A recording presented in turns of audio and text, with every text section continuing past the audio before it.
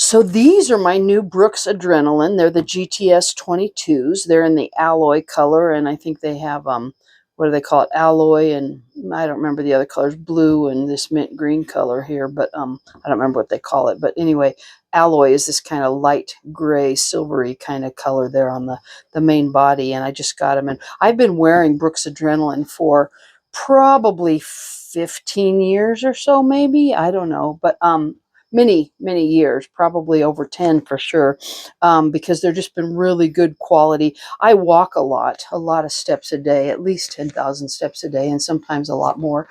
But I've been wearing these for years, and they're a really good running shoe. And I started wearing them because they were a really good running shoe. But yeah, these are the GTS 22s, and they come with these blue laces, but I'm actually getting ready to, I'm switching them out to these white laces by Bread. You can see here, this is the 54-inch ones. They sent these to us so we could try them out, but I do like elastic laces. These are elastic. You can see they're kind of stretchy here, and I like an elastic lace. So these laces that they come with are fine. They're totally fine, but I like an elastic lace, and Bread sent these to us to try out, and so I thought, well, might as well, because I do like an elastic lace. But anyway, Brooks Adrenaline, love them. They are super comfortable, and they support my foot really well. I've tried some other shoes that just don't feel like they have the same kind of support. So loving on the Brooks Adrenaline. These are the GTS 22s, and I've been having them for many models before that. Probably